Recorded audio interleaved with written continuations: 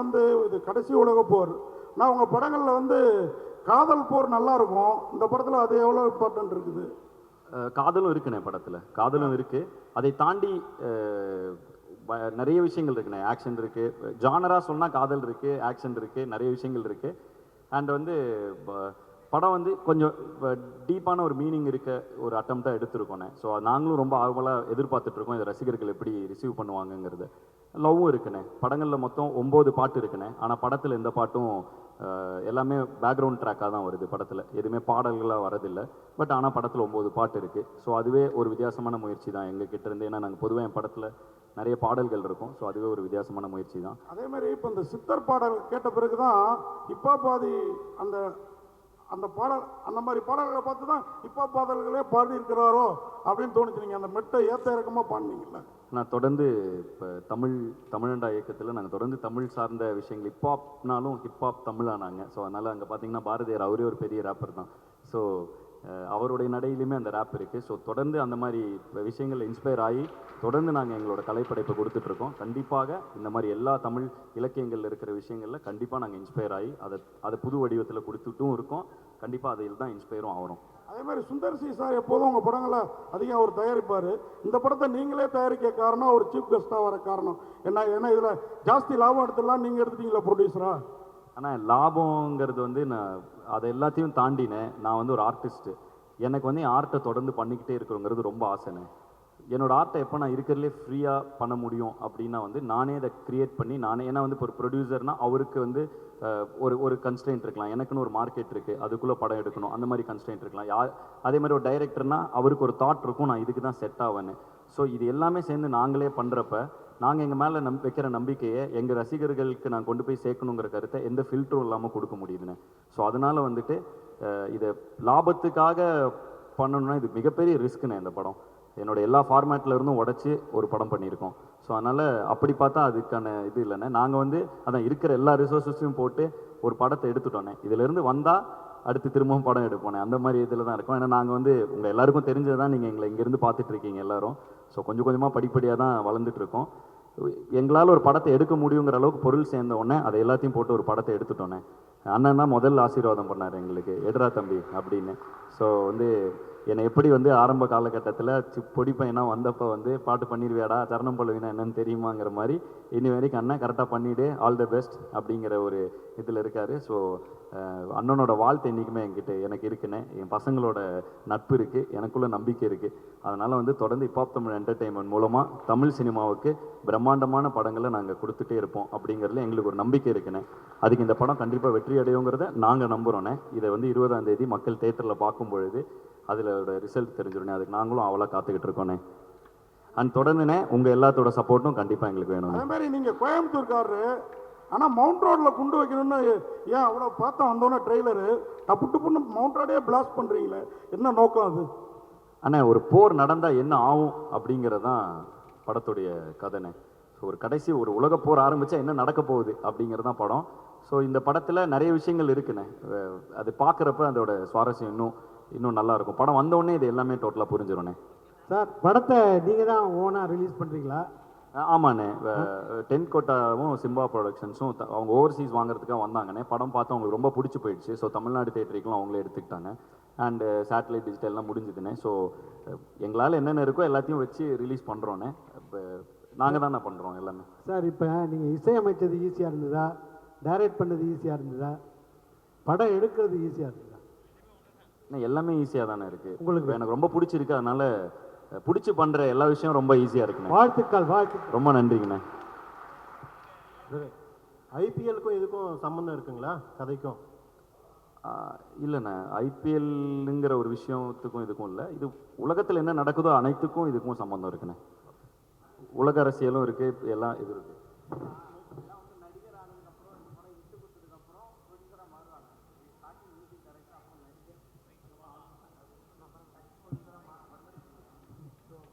உலக போர்னு வச்சிருக்கீங்க, எல்லாத்தையும் கடந்துட்டீங்க. அடுத்தது என்ன அரசியலுக்கு வர போறீங்களா? இல்லைண்ணே, நான் ஒரு கலைஞன். நான் வந்து ஏன் வந்து இப்போ படம் ப்ரொடியூஸ் பண்ணுறேன்னா அதுக்கான பதில் தான் சொன்னேன். என்னோட கலையை வந்து மக்கள்கிட்ட கொண்டு போய் சேர்க்கறதுக்கு எவ்வளோ முடியுமோ, எவ்வளோ ஃபில்டர்ஸ் கம்மியாக முடியுமோ, நான் நினச்சதை என்னால் கொண்டு போய் சேர்க்க முடிய இந்த நிறுவனம் எனக்கு உதவியாக இருக்குண்ணே.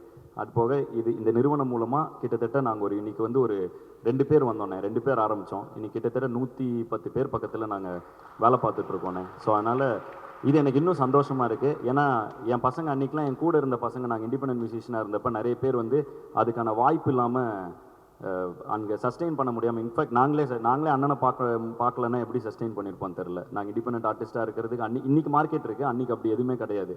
ஸோ அந்த இடத்துல 2 பசங்க கனவோடு வந்திருக்கோம். அந்த டைமில் எங்கள் கூட இருந்த பசங்களெல்லாம் எங்களுக்கு ஒரு பிளாட்ஃபார்ம் அமைச்சு கொடுக்க முடியல. இன்றைக்கி இந்த ஹிப்ஹாப் தமிழ் என்டர்டெயின்மெண்ட் மூலமாக எங்கள் கூட ட்ராவல் பண்ண எல்லா பசங்களும், கிட்டத்தட்ட ஹட்சன் எங்கள் கோ டைரக்டர், அவர் தான் டைரக்ஷன் டீம் ஃபுல்லாக அவர் தான் ஹெட் பண்ணுவார்.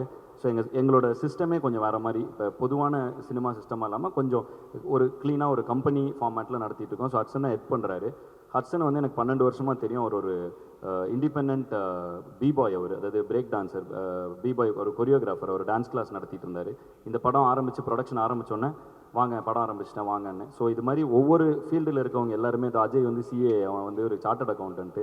ஸோ இந்த மாதிரி எந்தெந்த நண்பர்கள் எங்கெங்கெல்லாம் ஜேபி வந்து என் ஃபேன் கிளப் இன்டர்ன்ஷிப் ப்ரோக்ராம் மூலமாக வந்தான். ஸோ இப்படி எங்கெங்கே யாரை பார்த்தனோ அந்த நண்பர்களுக்கெல்லாம் ஒரு இடம் கொடுக்க இந்த நிறுவனம் எனக்கு உதவியாக இருக்குண்ணே. அவ்வளோதான் இதில் விஷயம். இல்லை இதில் இன்னொன்று, படிப்பு முக்கியம் தான். நீங்கள் சொன்னது எல்லாம் படித்தவங்க தான். ஆனால் சினிமாவை நோக்கி வரவங்க முக்கால்வாசி பேர் படிப்பு இல்லாதவங்க தான் வராங்க.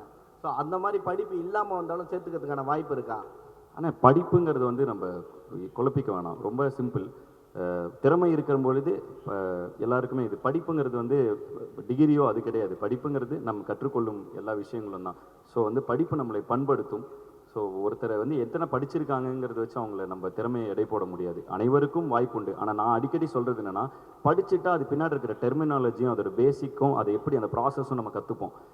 ஸோ அப்படி கற்றுக்கும் பொழுது நம்மளுக்கு வந்து எந்த இடத்துலையுமே கை கட்டியோ தலை குனிந்தோ அவுட் ஆஃப் த வே போய் எதுவும் பண்ண தேவையில்லை. தலை நிமிர்ந்து இருக்கலாம். இப்போ எனக்கு இது தோத்துச்சுன்னா நான் காலேஜில் போய் ப்ரொஃபஸராக, இது எனக்கு இந்த சினிமா கெரியரே இப்போ எனக்கு இது சரி இதெல்லாம் நான் காலேஜில் ப்ரொஃபஸராக போகணும். எனக்கு எந்த ஒரு இதுவும் இல்லை. என்கிட்ட என் படிப்பு இருக்குது, அது எனக்கு என்றைக்குமே நம்பிக்கை கொடுக்கும். நான் தலை நிமிர்ந்தே இருப்பேங்கிற தன்னம்பிக்கை என் படிப்பு எனக்கு கொடுக்குது.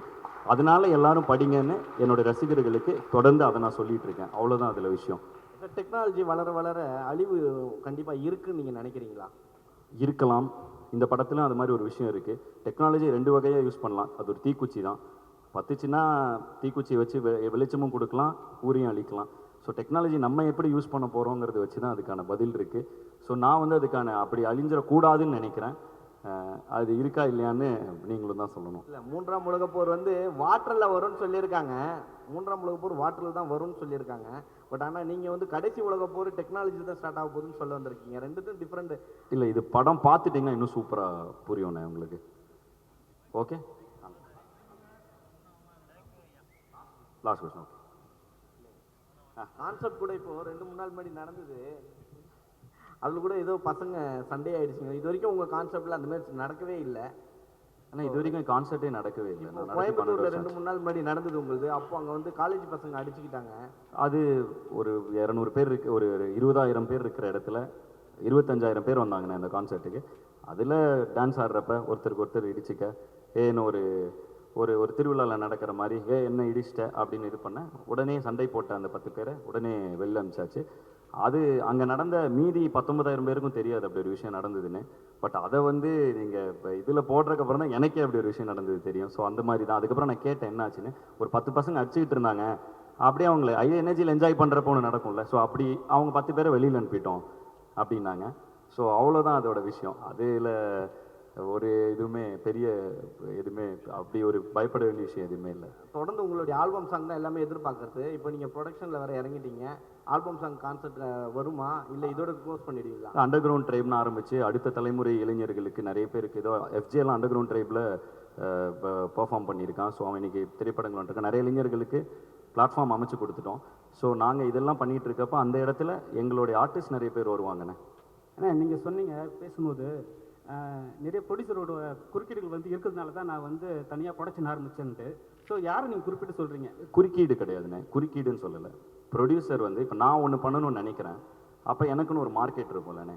ப்ரொடியூசர் அந்த மார்க்கெட்டுக்கு தானே போடணும். ஏன்னா அதுதான் ஒரு வியாபாரத்தில் சரியான முயற்சி. அப்போ நம்ம அதை தாண்டி இல்லைன்னா அவங்க நம்ம அப்பாவாக இருக்கணும், அண்ணனாக இருக்கணும், சொந்தக்காரங்களாக இருந்தால் அதை தாண்டி அந்த லாபத்தை தாண்டி அவங்க நம்ம மேலே நம்பிக்கை வச்சு ஒன்று பண்ணலாம். அப்படி யாருமே நமக்கு சொந்தக்காரங்க இல்லைன்னா நம்மளே தான் அதை பண்ணிக்க முடியும்.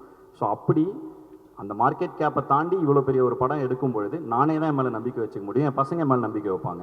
ஸோ எனக்கு பிடிச்ச கண்டென்ட்டை நான் கொண்டு வரணும்னா அதை நானே ப்ரொடியூஸ் பண்ணிக்கிறேன், அவ்வளோதான். ஸோ அப்படி தான் இதை சொல்கிறேன். இதில் குறுக்கீடெல்லாம் இல்லைண்ணே, குறுக்கீடெல்லாம் இருக்காது. குறுக்கீடு இருந்தாலும் அதில் இது இருக்காது, லாஜிக் இல்லைல்ல. எப்படி குறுக்கிட முடியும்? யாரும் அப்படி குறுக்கிட மாட்டாங்க. சரி, நீங்கள் ஸ்டேஜ் ஏறும்போது சொன்னாங்க எல்லாருமே 15 வருஷம் 20 வருஷம் 18 வருஷம்னாங்க. ஆக்சுவலாக என்னென்ன பார்த்தா உங்களுக்கு 25 வயசு மாதிரி தான் தெரியுது. உங்களோட வயசு என்ன? எல்லாருமே வந்து உங்களோட இளமையின் ரகசியம் என்ன? ஒன்றும் இல்லை, 2005 நான் ஸ்கூல் படிக்கிறப்ப என்னுடைய முதல் மிக்ஸ் டேப் வந்துச்சு. ஸோ அங்கேருந்து ட்ராவல் ஆக ஆரம்பித்தோம் நானும் ஜீவாவும். ஸோ நான் ஸ்கூல் படிக்கிறப்பே ஆரம்பிச்சிட்டேனே. எனக்கு மேடைகளும் வாய்ப்பும் இல்லை, ஏன்னா எனக்கு யாரையும் தெரில. நான் சென்னைக்கு வரதுக்கே, அங்கேருந்து நான் காலேஜ் முடிச்சு எனக்கு காசு சேர்க்கறதுக்கே டைம் ஆயிடுச்சு. அதுக்கப்புறம் தான் என்னால் சென்னையே கிளம்பி வர முடிஞ்சுது. ஸோ சென்னை வந்து ஒரு 4 வருஷம் கஷ்டப்பட்டக்கப்புறம் தான் எனக்கு லக்கிலி இப்போ அண்ணனை மீட் பண்ணுற வாய்ப்பு கிடச்சி. சுந்தரண்ணன் வந்து எனக்கு ஒரு இசையமைப்பாளர் ஒரு வாய்ப்பு தராரு. நாங்கள் 2005லேருந்தே பாட்டு போட்டுட்ருக்கோம். எங்களுக்கான, அதாவது நான் சுந்தரண்ணாவோட முதல் படம் சைன் பண்ணுறப்பவே எனக்குன்னு ஒரு அண்ணனே சொல்லுவார், இப்போ ஆம்பளை லான்ச்சில் அவ்வளோ ஃபேன்ஸ் வந்திருந்தாங்க. ஏன்னா அது இண்டிபெண்டன்ட் மியூசிக் மூலமாக சேர்த்த ஃபேன்ஸ். எனக்கு வந்து கனெக்ஷன்ஸ் இல்லாதனால எனக்கு மேலே வர்றதுக்கு, அதாவது அந்த பிளாட்ஃபார்ம் எனக்கு கிடைக்கிறதுக்கு டைம் ஆகிடுச்சு.